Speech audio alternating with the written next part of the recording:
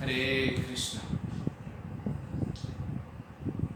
ॐ अज्ञानतिमिरन्धस्य ज्ञानाञ्जनशलाखया चक्षुरुन्मीलितं येन तस्मै श्रीगुरवे नमः।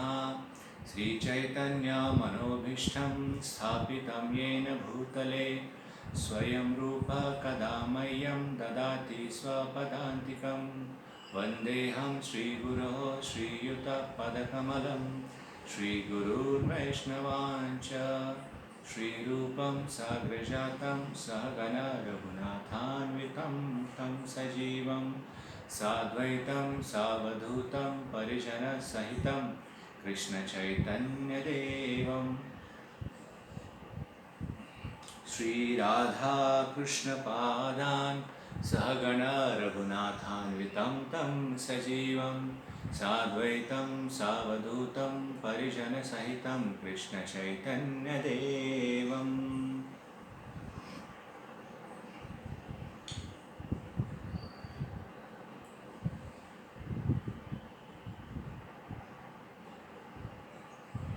श्रीराधाकृष्णपादान् सहगणललिता श्रीविशाखान्वितांश।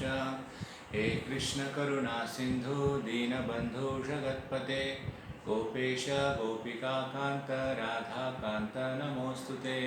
तप्त काञ्चन गौराङ्गी श्रीराधे वृन्दावनेश्वरी वृषभानुसुते देवी प्रणमामि हरिप्रिये।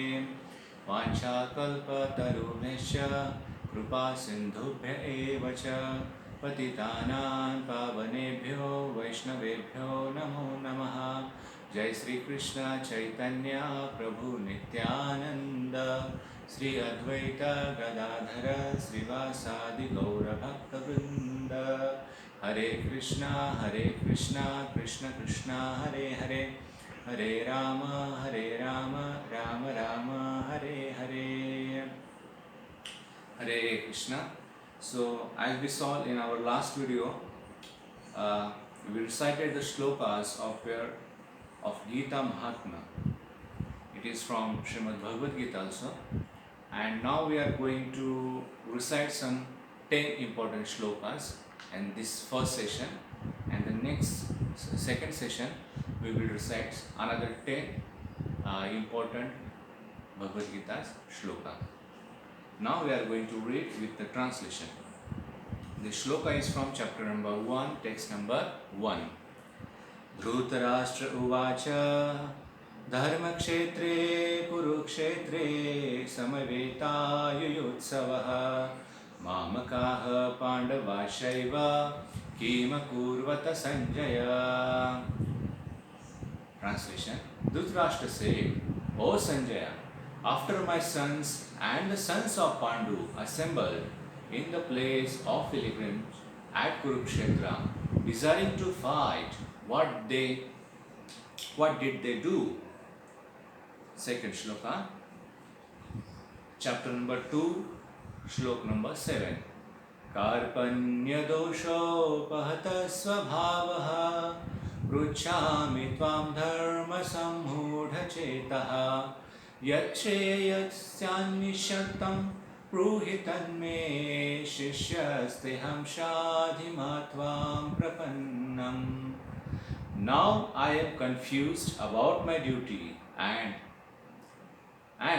have lost all composure because of miserly weakness. In this condition, I am asking you to tell me for certain what is the best for me.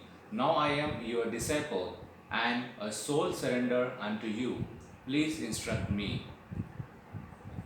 Next shloka, chapter number 2, shlok number 12.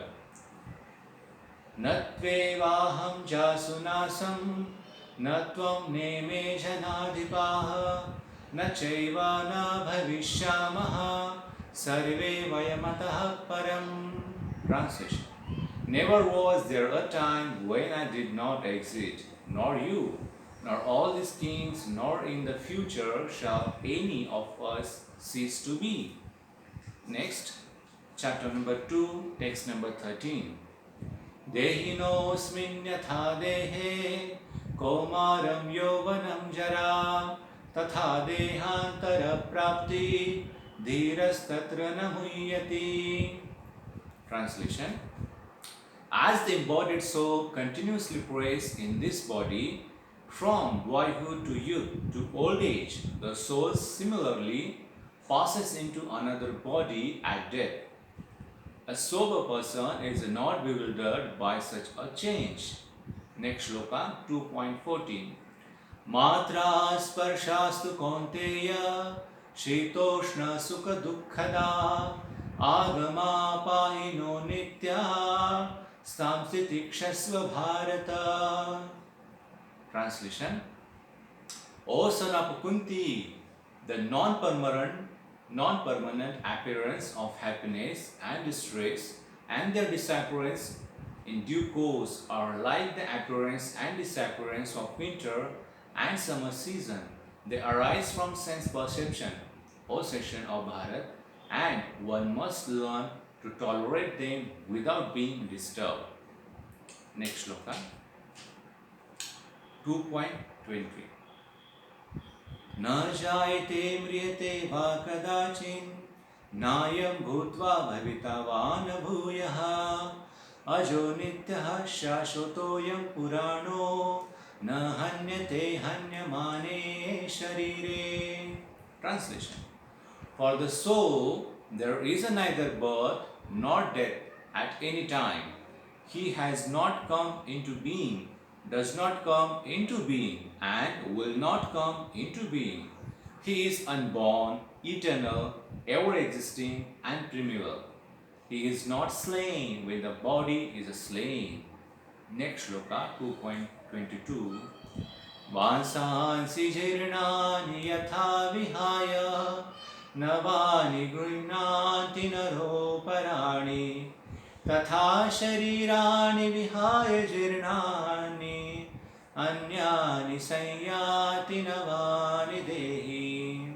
This shloka is very important, and Prabhupada recites or mentions this shloka many times in his Bhagavad Gita lectures or other Bhagavatam classes also.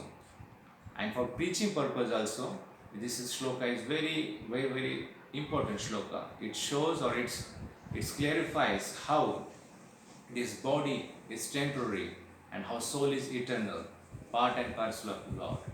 Okay, now the translation of this shloka is: a person puts on new garments, giving up old ones. The soul similarly accepts new material bodies, giving up the old and useless one. Next shloka 2.23.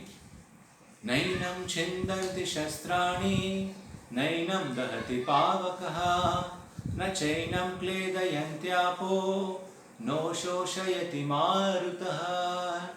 Translation: the soul can never be cut to pieces by any weapon, nor burned by fire, nor moistened by water, nor withered by the wind. I think just let me count the shloka. This is first, second, third, fourth, fifth, sixth, seventh, eighth. Another two shloka left. Next shlok 2.27. Jatasya hi dhruvo mrutyur Jatasya hi dhruvo mrutyur dhruvam janma mrutasya cha tasmat pariharyarthe natvam shochutumarhasi. One who has taken his birth is sure to die, and after death one is sure to take a birth again. Therefore, in the unavoidable discharge of your duty, you should not lament. And the last shloka of this session is 2.40.